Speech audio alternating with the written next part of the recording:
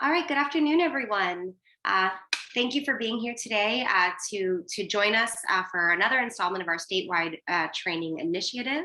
My name is Alexis Alvarez, and I am the Director of Statewide Training at Florida Legal Services.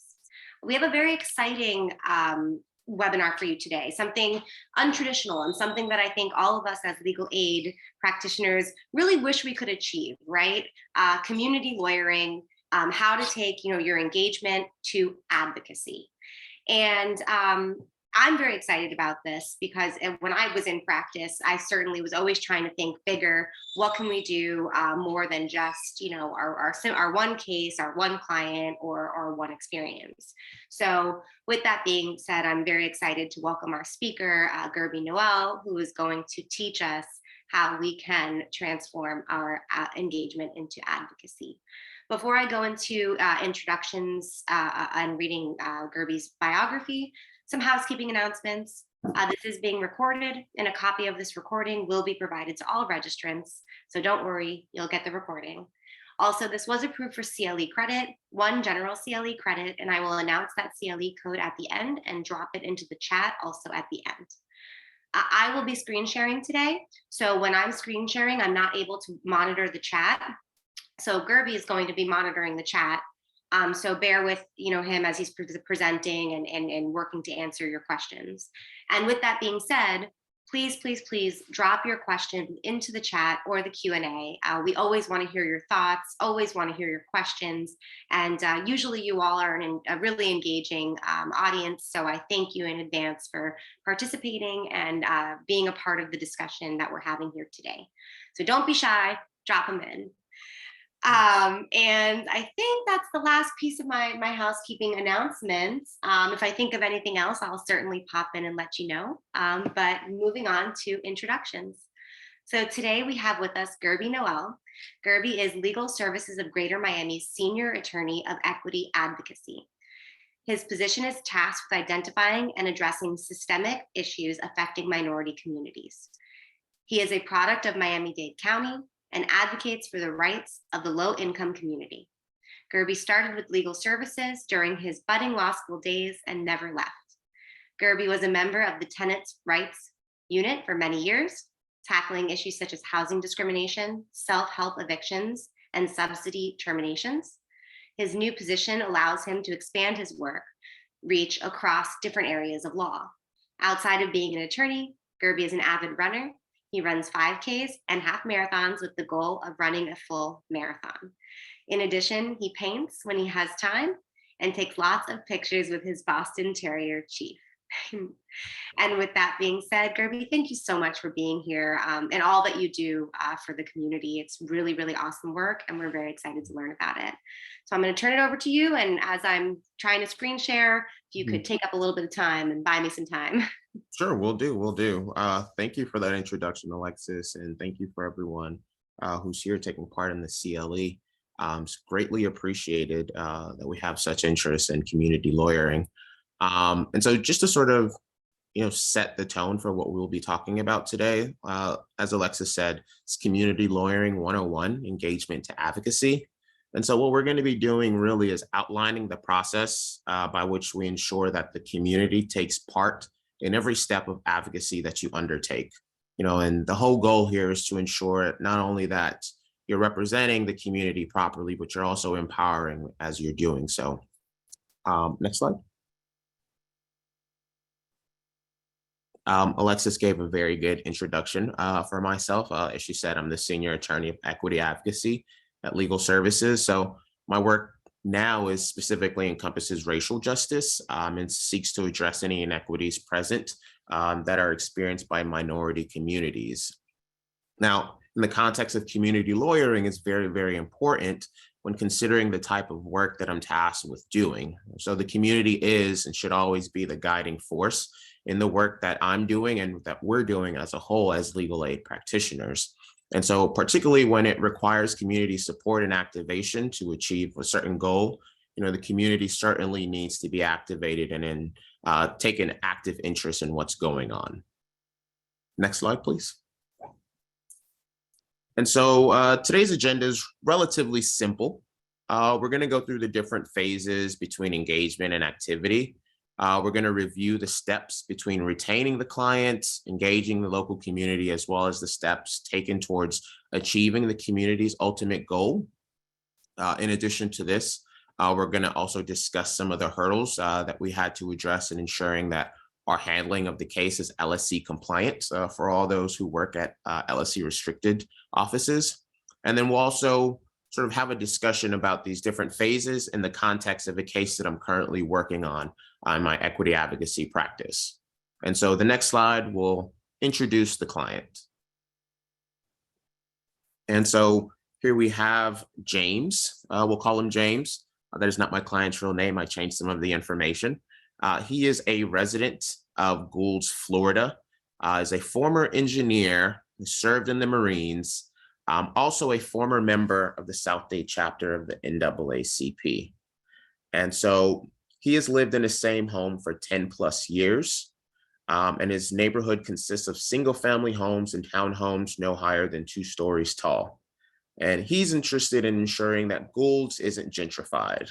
And I think that's a uniform interest that's held by many in their neighborhoods, and particularly in Miami, where we're essentially the #1 most unaffordable city to live in for tenants as well as home buyers, per a previous conversation I had with Alexis. And so let's go to the next slide just to put things into context. So James lives in Goulds, Florida. And so, a big part in sort of setting the goals in mind with the client, I like to take a look back at the history of specific areas, because obviously, as the saying goes, if you want to know where you're going, you got to know where you came from. And so with this specific area in Miami, it's a small neighborhood that's located in South Dade near Homestead, Florida. And so many people know Homestead, Florida as the rural area of Miami, and Goulds, Florida in its settling was no different. And so it was settled in the 1900s by African-American settlers, William Johnson and William Randolph. And so these were 2 African-American homesteaders who made it their goal to ensure that not only that they were able to get the benefit of owning land, but they also sold much of the land that they acquired through the settlement to other Black and African-American residents there, to ensure that they had the chance as well to own land. And so what ended up occurring because of this is that this neighborhood has traditionally been an African-American neighborhood that was once rural. And so now the small community is now predominantly Hispanic and African-American. Now, I made mention of the housing crisis previously. And so Miami, as we all know, is one of the hardest hit, if not the hardest hit city due to the housing crisis. And so in light of that, what we're seeing, and we have seen over the last 5 to 10 years, is that developers are seeking to find new areas in Miami to develop. There are no more Wynwoods and Little Hades and Overtowns for developers to, gentrify and, encroach upon with their high development. They're looking for different areas in order to do so. And so the new area of interest that we're seeing now is South Dade. And so within that, you find that Goulds, Florida, and their neighboring cities are in the crosshairs of developers' attention now. And so that leads us to the problem in this case. And so next slide, please. All right. And so what we have here is an aerial view of James's neighborhood. So what you see here outlined in the yellow is actually James's home. And you take a look around the area, a couple blocks that surround his home, you'll see that it's pretty much single family homes and townhomes. The area is zoned predominantly for residential structures, which allow for homes to be built no higher than 2 stories. Now, there is a vacant plot of land that sits across the street from his home, which is also zoned as residential. And therein lies our problem. And so that vacant lot has been purchased by a developer. And that developer now wants to build a 6-story apartment building in the middle of the neighborhood. What I have here is a picture of the mock-up of the building that they would like to build.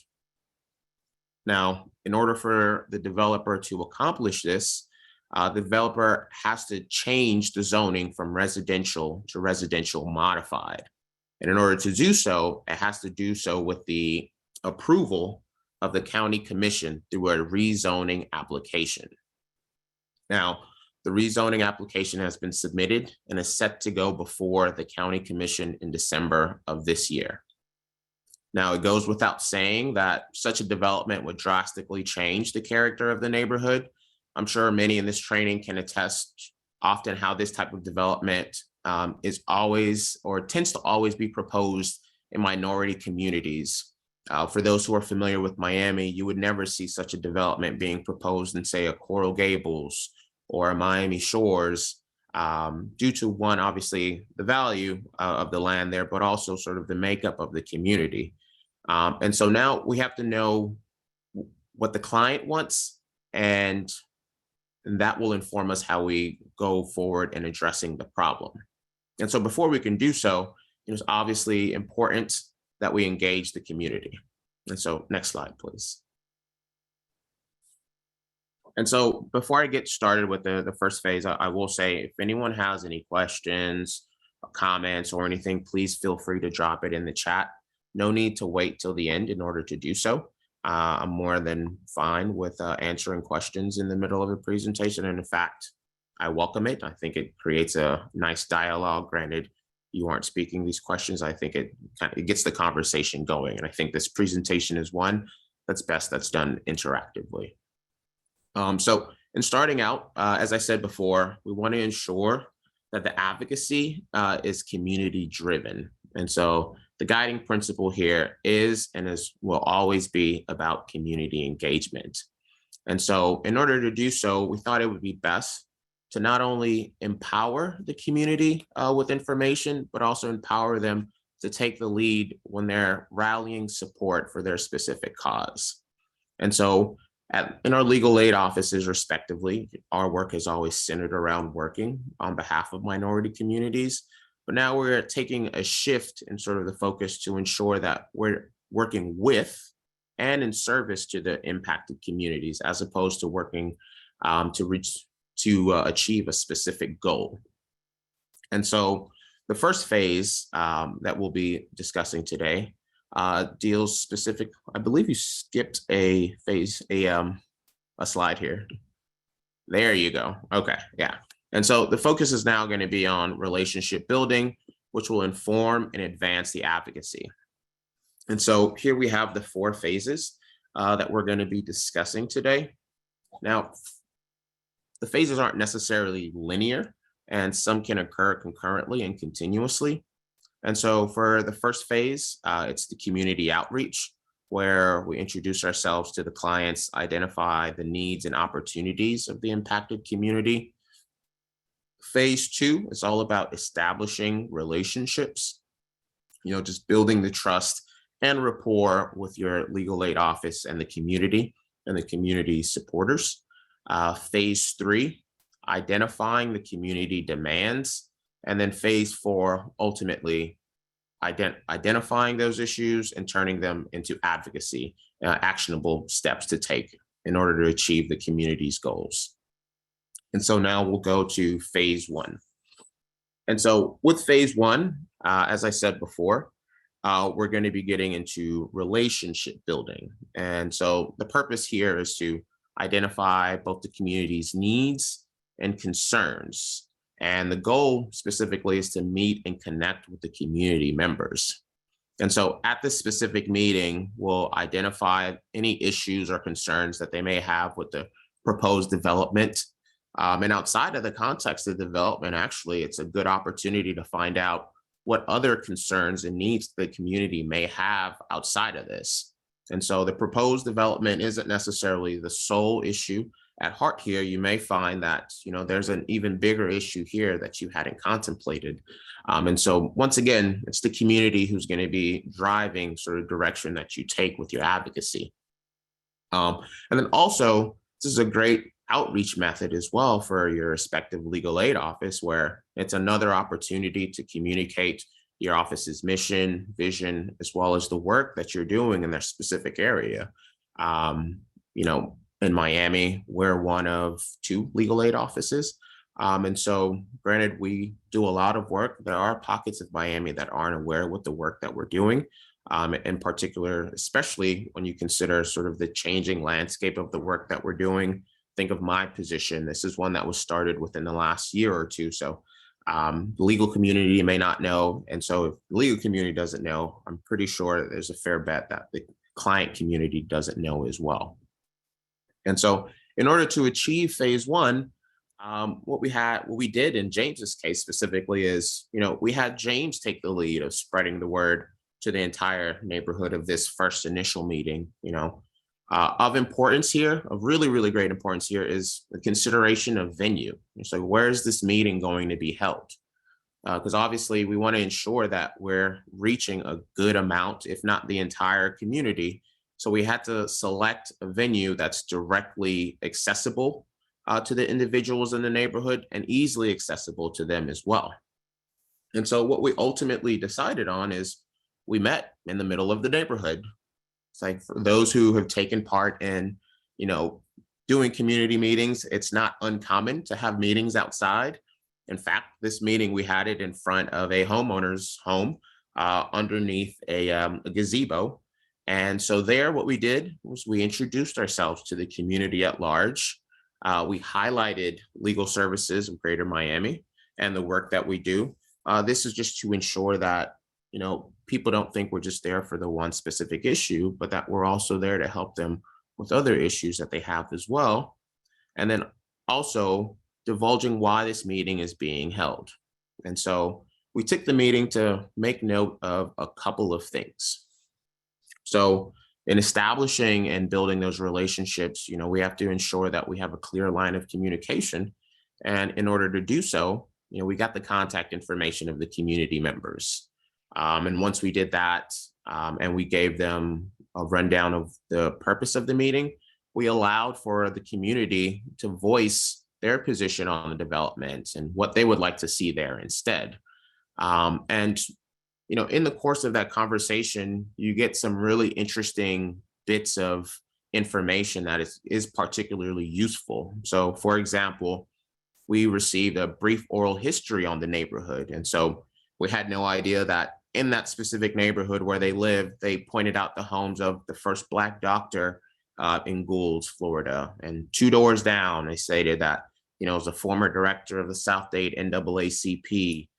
They reminisced about how this area used to be rural land, and they talked about how the area slowly changed and has been completely ignored by the county over the years, just because it was an area that was less than desirable. And now they find themselves in the crosshairs of encroaching development.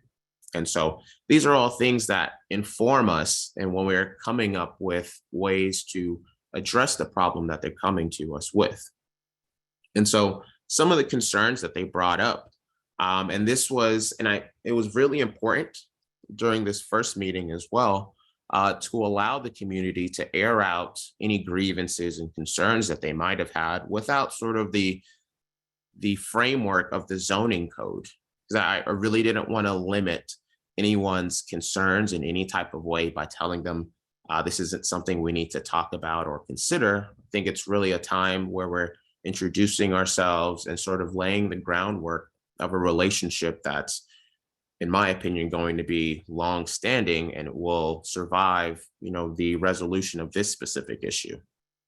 And so the concerns that were brought up were plenty. And so the more common ones related to the scale of the development, the developer wanting to plop this 6-story, and I use this word verbatim from one of the community members, monstrosity in the middle of their neighborhood. The right to quiet enjoyment, which you didn't see from the mock-up specifically, is that each apartment that's going to be that's proposed for the development will have a balcony. And so it'll overlook and look into the neighbors' homes. Traffic is of utmost concern. Noise pollution, a lack of parking, not being included in or consulted with by the developer at all in any form or fashion. There wasn't a town hall meeting. There wasn't a letter that was sent out. The only reason that they found out about this proposed development is because they received the required notice of the actual zoning hearing. And so outside of that, they had no idea of what it was that was being proposed at all. And then ultimately, sort of the overarching concern here is about gentrification. And so in many cities, what you'll find is that your minority communities, your communities that, are filled with history, are the ones that are being encroached upon with development that doesn't include the community, doesn't take into consideration what the community wants in any form or fashion. And so once that's done, that's when, these developers get the ire of the community because, they're not taking into consideration what the community wants. Now, the community is the one who made the actual neighborhood special, makes it what it is. So to exclude them from any decision making that occurs with the path that's going to be taken with the neighborhood is one that can't be accepted by the community members. And so going on to the next phase, and in my opinion, it's one of the more important steps. What we'll be doing here is we'll be establishing relationships, not just with the community members, but with any community organizations that are there as well. And so this is a bit of a continuation of phase one, where we're going to be connecting and engaging with the community and the people as a whole. And what's really important here is that we continue to meet and connect with them on an ongoing basis. And so generally that entails having continuous meetings, regular meetings, and having points of contact who are responsible for disseminating information to the community at large. And so with phase two, that's where we sort of ran into, the first consideration of whether or not we're running afoul of any type of LSE restrictions. So for this specific phase, the organizing restriction was one that we found to be particularly relevant.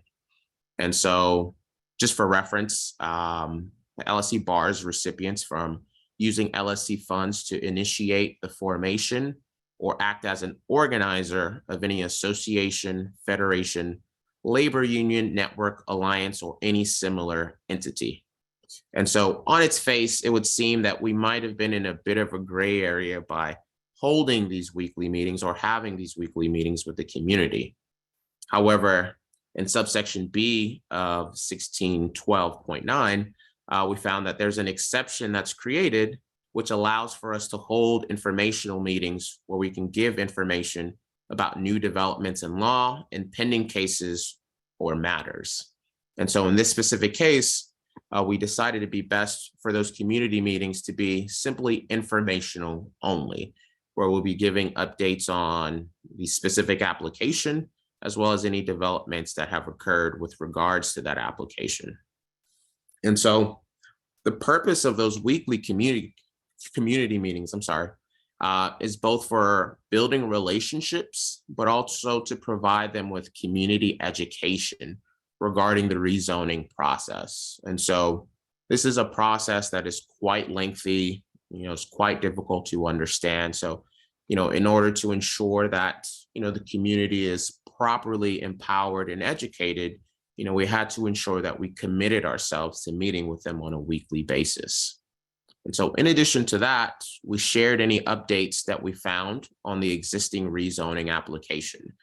And so from time to time, we'll find that, the request has changed and that they're no longer wanting to build 39 units, they want 40 units. Or they'll change the request from a 7-story development to a 6-story development. Or now they're, changing their request to request that the county allow for them to not provide all the necessary parking for the development. And so these are the types of changes and developments that we would, ensure that the community is well aware of, because they themselves are the ones who are in charge of, organizing themselves and ensuring that they're rallying the necessary support for their community when it comes time to show up for the rezoning hearing.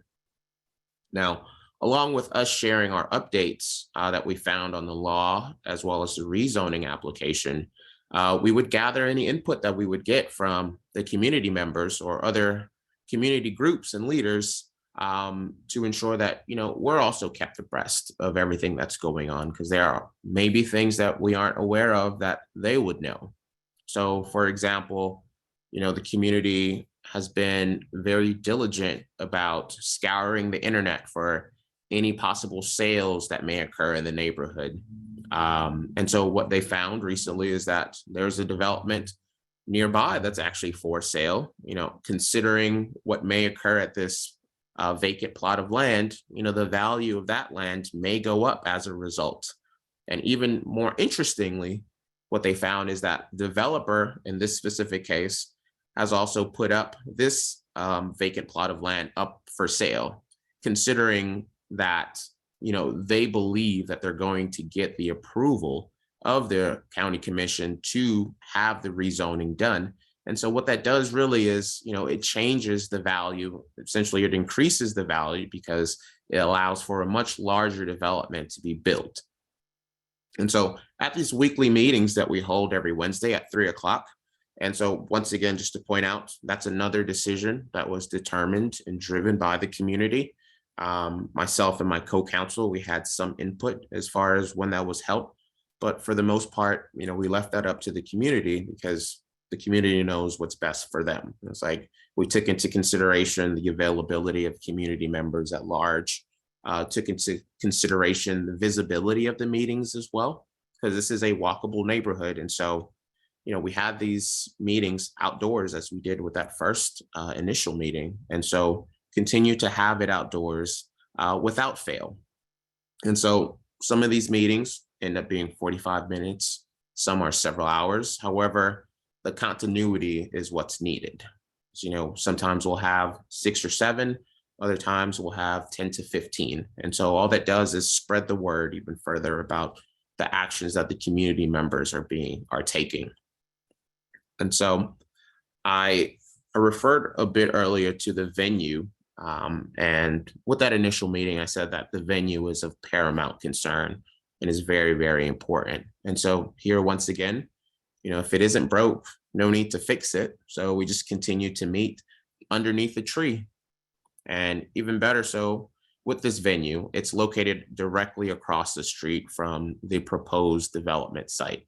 And so what that does is it puts everything in context for the community members, because when we're talking about the proposed site, when we're talking about the scale of the development, when we're talking about parking, they're able to visualize it as, we stand there and look at the vacant plot of land, and, they can imagine, some of the issues that they would have to deal with if such a development were put in place there. Now, also important when considering continuity of the meetings is, for uniformity's sake, want to ensure that, nothing changes with when the meetings are held. The community members are now conditioned to know every Wednesday, 3 o'clock underneath the tree, we'll be meeting to discuss the community concerns. And so for the most part, we have those meetings. The only times we've had them canceled is due to pending hurricane. So we had to cancel it in that case. But for the most part, we've continued to hold those meetings with the community and allow them to, give us any updates. It's a time for us to create that rapport and give them updates as well. Now, one thing that's, we have to continuously make clear is that we have to clearly define who the client is. And so when you're doing these community meetings, it can get a bit confusing. So in the beginning of each meeting, we have to clearly define the scope and the purpose of the meeting, as well as who the client is. And so if anyone has any specific legal questions, we will advise them to, go to Legal Services of Greater Miami, go through the intake process, and then you'll be able to speak with, counsel once a proper case is opened. And so, this is to ensure that these meetings are purely informational, and no advice is being given. And so I'll pause there to see if there are any questions or anything in the chat. Okay, seeing none. I have a question, since there are none in the chat. Going back to phase one, when you're talking to clients, what types of questions, the format of the questions are you using? Are you using open-ended, direct questions? How, essentially, how do you let that client drive the bus, but also get the information that you need? Perfect, perfect. Great question. So, it's very, very open-ended questions. After we introduce ourselves, talk a bit about our office, I gave a brief summary of what the proposed development was in this case. And so I allowed for everyone to, give their concerns. I believe the question that I asked was, give me your thoughts and concerns that you have when you hear about what may possibly come into your neighborhood. And so I kept it really open-ended. I didn't set a time limit because I didn't want anyone to feel rushed in any way, and allowed everyone to speak their piece. And we made note of those different concerns. And so those different concerns, will come up and inform sort of the points that we make in our legal advocacy. And it'll also it'll inform the community with the points that they make when they're rallying the support of the community, persons as well as organizations. Awesome. Thank you so much. All right, you're welcome. And so we'll go to phase 3 now. Okay, and so with phase 3, this is where we identify the community's demands, investigate them, and provide the necessary support. And so once again, this is community-driven work. The community dictates what they want and dictates, the direction that we take with the work. And so with all the concerns that were brought up in phases 1 and 2, it's upon us as legal counsel to identify the community's demands and determine which, if any of them, are actionable. And so the goal is here to continue to build the trust of the community, support the community's efforts in any way, as well as empower the local community to minimize its dependence on our office in the future, as well as on this specific case. And so one issue that we came across when considering the community's demands is that sometimes the concerns and demands aren't specifically explained in a way where we're able to find out what's actionable. So we may need to sort of get to what the underlying issue is so we can root out what the real ask is here specifically. And so I have a specific example here, which came out of left field. There was a meeting that was being held with the community members on their own, and they came to me with some of the demands that they had. And so specifically, one of the asks was that there be no pets allowed at the new development, which struck me as odd, considering when you walk around the neighborhood, there are people who are walking their dogs. You'll find cats roaming the area. And so this newfound concern about pets seemed to come from left field. And so what it came down to when we, drilled down to the specific issue was that the real concern here was centered around the new building residents walking their dogs on their yards and allowing them to defecate in their yards. And so, the real concern here is one of cleanliness. And so what we came up with specifically as a demand is that, there be a dog park or a pet park that's included with an area with bags as well as a trash can for people to pick up their pet's defecation. And so, through all of the weeks of meeting with the community, listening to their concerns, outlining the rezoning process, familiarizing themselves with both the application, the rezoning process, as well as the government and officials who make the final decision on it, they came up with a list of community demands. And so the community demands essentially somewhat mirrors the concerns that they had before. Is just now that we've identified those concerns and now we're able to, transition that into demands and find out a way of making it actionable. And so the first demand, and this is one where the community made it very clear that without this, there is no point of compromising, there will be no agreements that will be reached, is surrounding the height and scale of the development. And so when considering, development that's being made, one thing that the community recognized is that, development is just a natural part of what occurs in cities. And so they're not your traditional NIMBYs where they're saying they don't want anything to be built. they just like a say so specifically in what's being built. And so the height and scale is what was of utmost concern to them. And so the linchpin is in all of this is that they want the building to be no more than 3 stories high. And so without this caveat being included in some type of agreement or restrictive covenant, there really is nothing else to discuss. Second, as part of their demands, they required a community benefits agreement.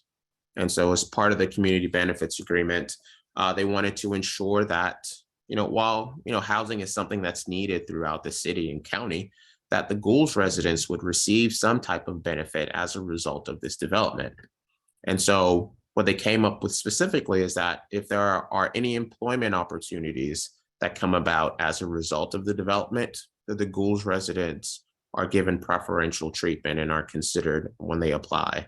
The same goes for when it comes to tenancy and any housing that's provided. They'd like for there to be some type of preferential treatment. Third, as I stated before, there's a change that was made to the application, the rezoning application, where the developer requested a parking reduction. And so specifically, the development that they proposed required 38 parking spots. However, the lot isn't one that's really big. And so they're asking for the county to approve a parking reduction so they wouldn't have to provide the required number of spots and reduce it by almost 50%. And so they would only be providing about 38 parking spaces. And so all of these demands are supported and steeped within the zoning code. And so, like, for example, the zoning code provides a formula to determine the required number of parking spaces that are to be provided based upon the number of units that are being developed. The height and scale of developments are predicated by a specific chapter of the local zoning code that directs the height, use, and scales of the neighborhood of developments in this specific neighborhood. Here we go. I have a question here from Carol. Do you work with the CED unit at LSGMI? Their statewide Florida Community Development Law team includes unrestricted CED lawyers. LSGMI has a long history of representing neighborhood groups and projects chosen and led by the community. Glad to see you carry on this tradition started by John Little. Yes, yes. I do some work with the CED unit with my specific position. I'm not limited solely to one practice area. So this is one case that I have that sort of straddles both the tenants' rights unit as well as the CED unit, just based upon the type of work that's being done here. I would like to say shout out to John Little. For those who don't know, he started the CED unit at Legal Services and is a bit of a legal legend. So thank you for that, Carol. Let's see, going back to phase 3. Nothing else to add there. I would ask if anyone else has any questions or comments that they'd like to make right at the moment. Okay, I'll wait a second. Seeing none. Okay, we can go to phase 4. I think I'll spend a bulk of my time here. And so in phase 4, purpose here is to create a legal strategy or taking a direction from the community. So we've already met with the community. We've continued to build our trust and rapport with them. Further, you've heard their collective concerns. We've took those concerns and we've turned them into demands on this specific matter. And all of that leads us to the actual advocacy steps that we're going to be taking to reach the ultimate goal of ensuring that they have a voice in what's being developed in their specific neighborhood. And so the goal here is to produce a targeted systemic advocacy that engages and is inclusive of the community's efforts. And so in doing so, we had to come up with a couple of different options that they would have at their disposal. And so some of the more common ones, obviously, is utilizing the media, filing a lawsuit, in the case of this specific case, appearing before the county commission in a quasi-judicial proceedings. Now, because of the possibility of being in front of the county commission, we identified a possible issue with regards to LSC restrictions. So it bars representation before legislative bodies or other direct lobbying activity, grassroots lobbying, participation in rulemaking, public demonstrations, and certain organizing activities. However, there are two exceptions that are carved out to this specific restriction. So rulemaking doesn't include any administrative proceeding that produces determinations that are particular rather than general in their applicability and effect. And so as long as it affects only the private rights, benefits, or individuals or interests of individuals, we're allowed to partake in that specific strategy. Further, the regs affirmatively state that a LSU restricted office may provide administrative representation to an eligible client in a proceeding that adjudicates the particular rights or interests of the client.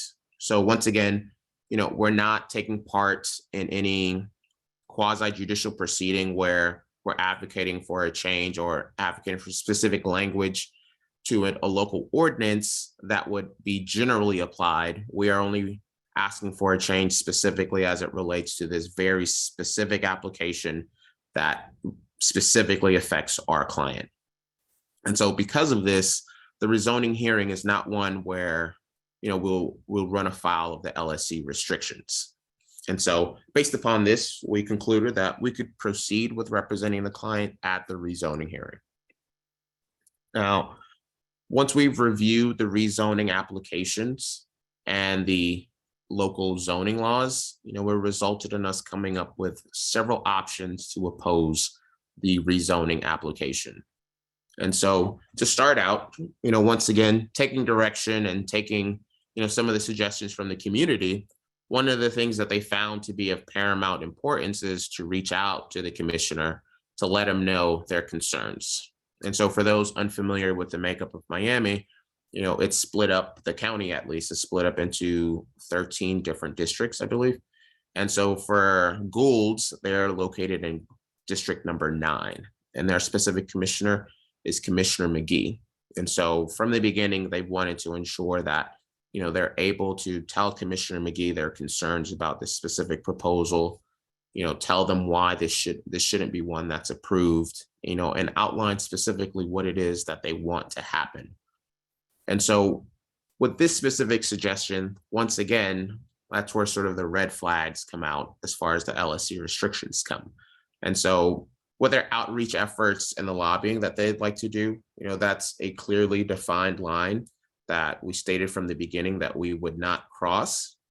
But in continuing on with our relationship and continuing to provide them with information, the most that I could do with this particular issue is that, I can advise them as to what the local code allows them to do as it relates to a rezoning application and their direct contact to the commissioners, as well as directing them to the commissioners' websites to get their contact information and locations if they want to contact them.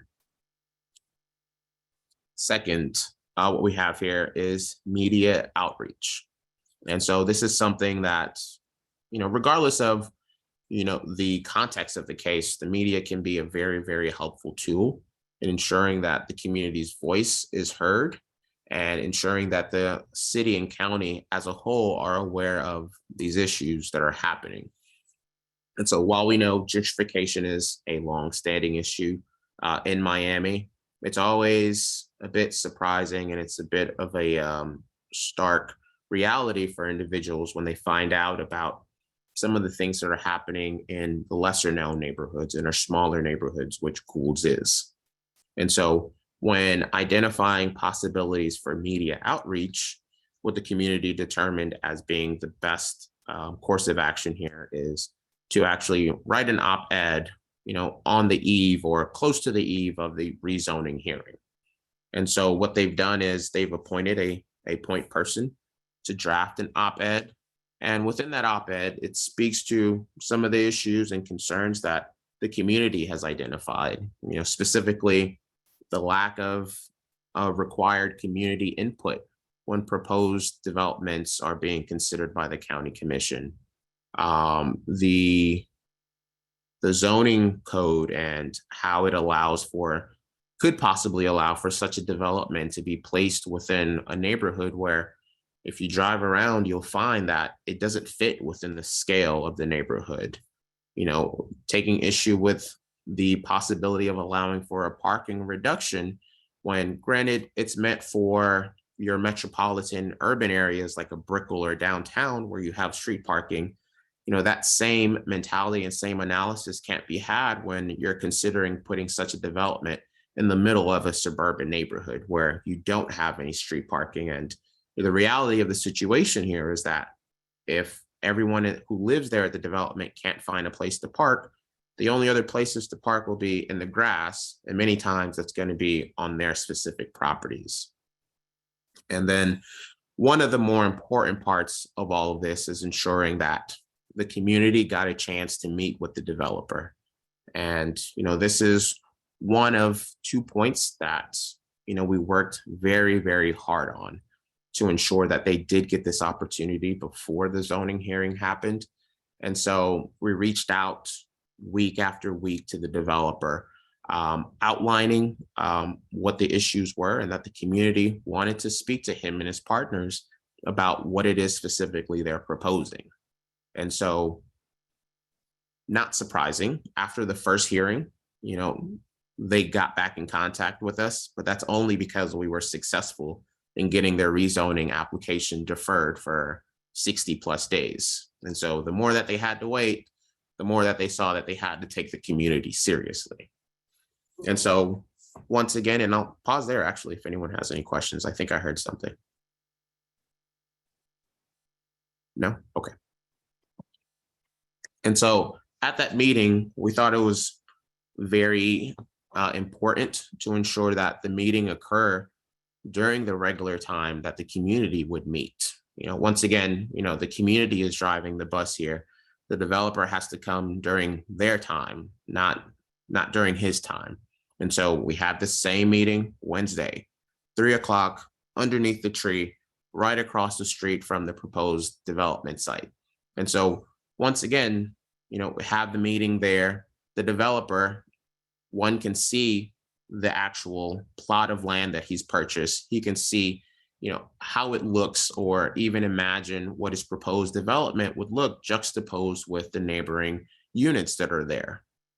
And so at the specific meeting, once again, I specifically just introduced myself, laid out the framework of why we're having this meeting, and then at that point allowed for the community to give their concerns, to give their demands to the developer. And so that resulted in a very long and, in my opinion, a very effective meeting where we're able to have a rapport with the developer. And more importantly, the community got an opportunity to actually state their concerns to a person who can actually change the specific plans here. And so the result of that meeting actually is that we're now in the process of coming up with a restrictive covenant where most of the demands that are being requested are likely on the table. And as I stated before, the one that was of paramount importance here was the actual scale and development. And so while we haven't gotten a restrictive covenant signed, we let it be known to the developer that without this, there is no negotiations that are going to be had. And so currently the architect is working on the scale of development and trying to find a way to make it as financially feasible for them. A big part of all of this is that not only are we providing information to the community as far as their demands are concerned, we have to consider the reality of the situation here is that there's a financial piece to this as well.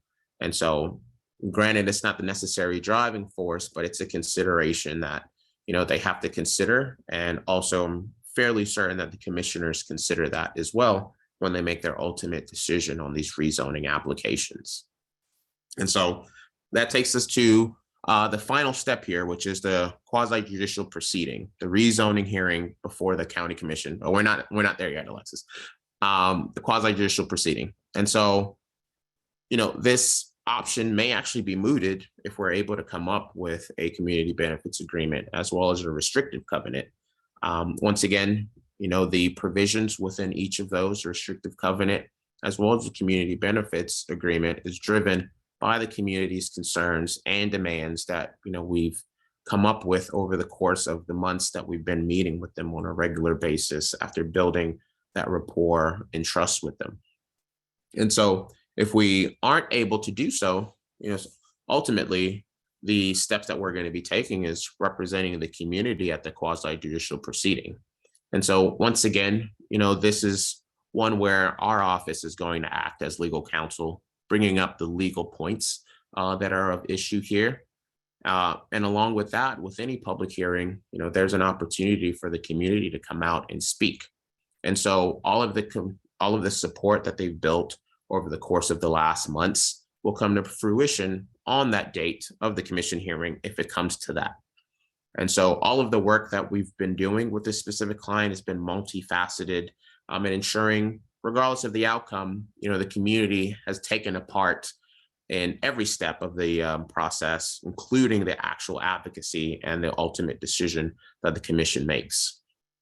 And so we've established all of that by preparing the opposition to the proposed development, providing them with the commissioner's information, and then also, preparing their op-ed.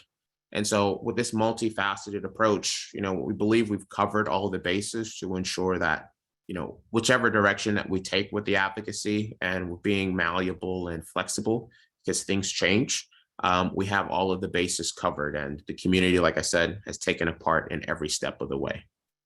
And so next slide, please, Alexis.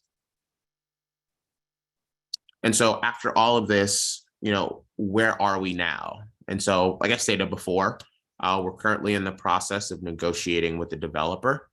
I've drafted a restrictive covenant and a community benefits agreement, which outlines the community's demands, and addresses some of the concerns that they brought up in their initial meeting and the ongoing community meetings that we've had.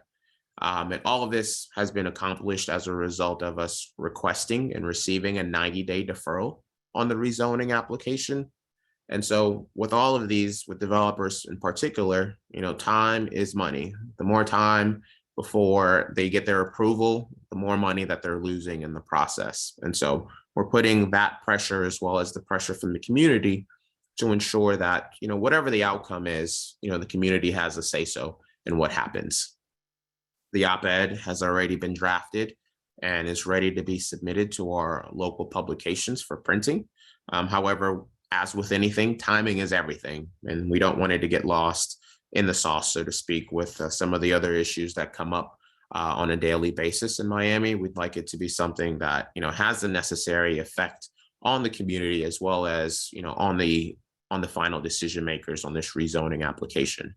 And so most importantly as well, we're here today to talk about community lawyering. And so most importantly, because of all the steps that we've taken, the Goulds community is now properly educated on the rezoning process, and they know now how to find out about any proposed developments in their community.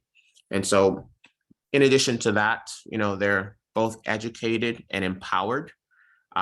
They formed a bit of an informal coalition due to these regular community meetings. They're now on the lookout, for any other issues that may come up and affect them as a community as a whole.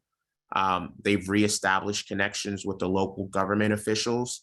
And, selfishly, I'll say this, we've established a connection, with the local South Dade community, which is an area that, we've lost a bit of contact with over the years, just based upon location.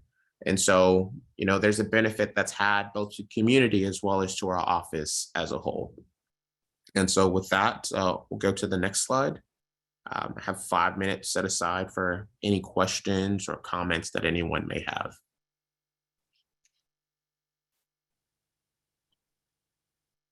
Give me a quick second. I'm trying to get back to you over here. Sure. And I'm trying to undo my video, and awesome.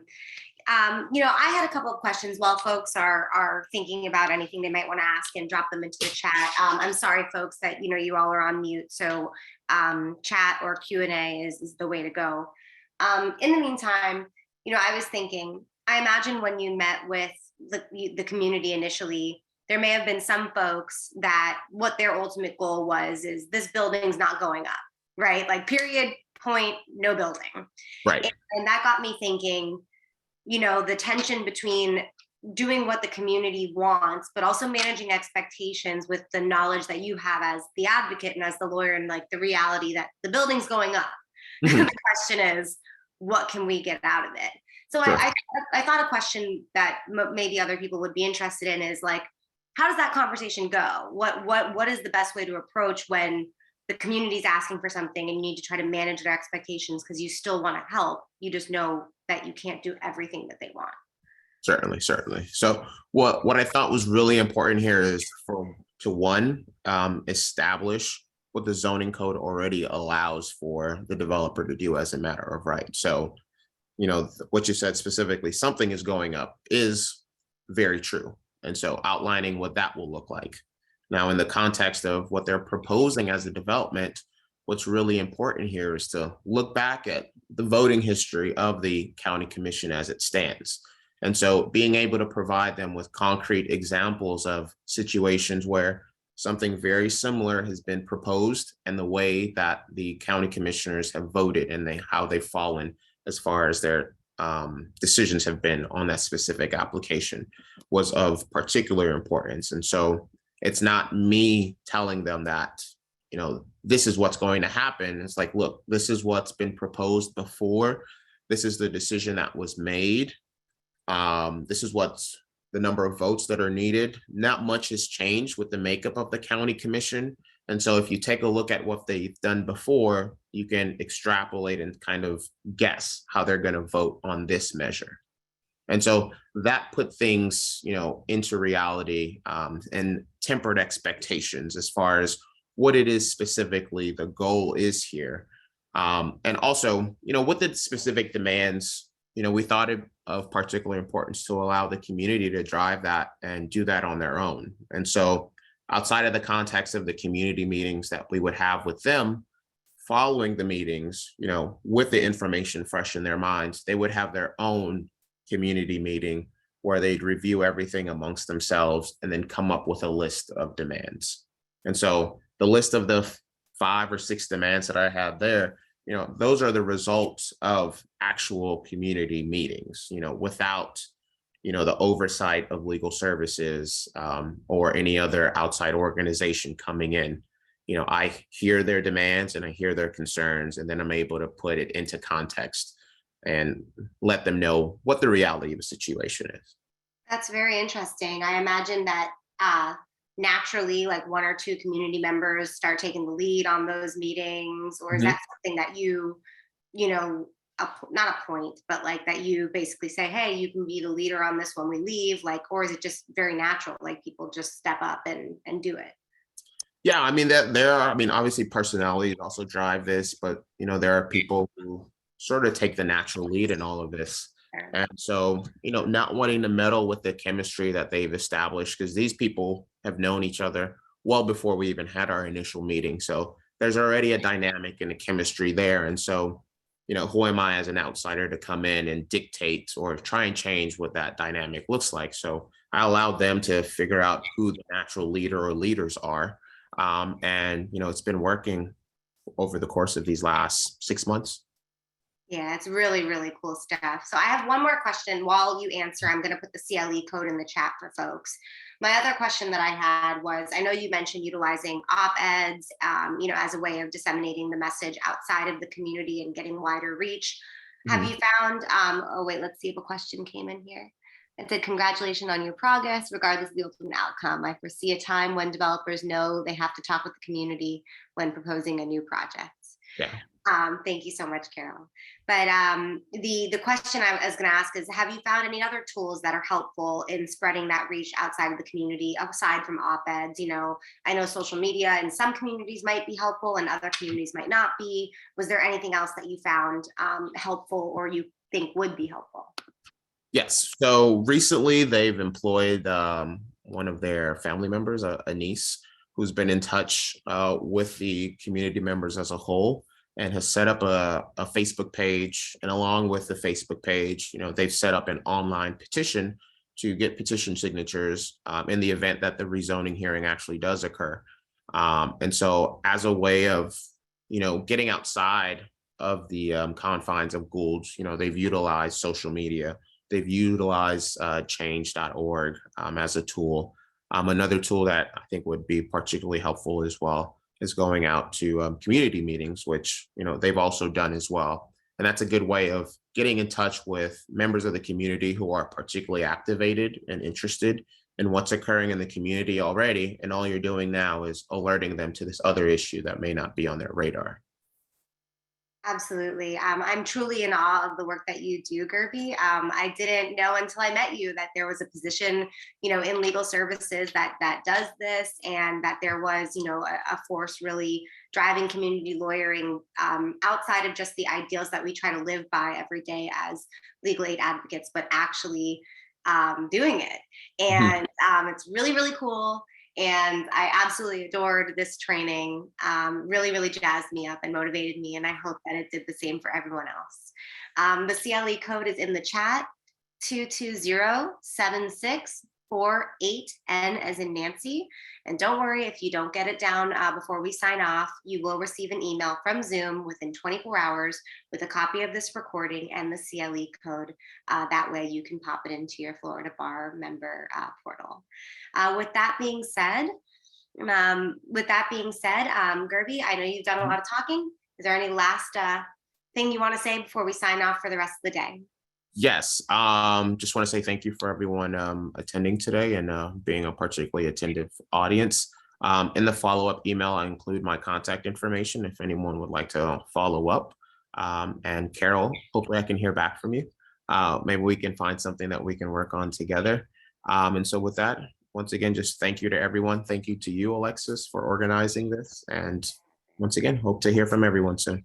My extreme pleasure. We'll be watching you. We'll be watching all the great things that you're doing for our community. Thank you for everything that you do. Thank you for everything that all of you on this call do as legal aid advocates. And we will see you at the next training. All right. Thank you, everyone.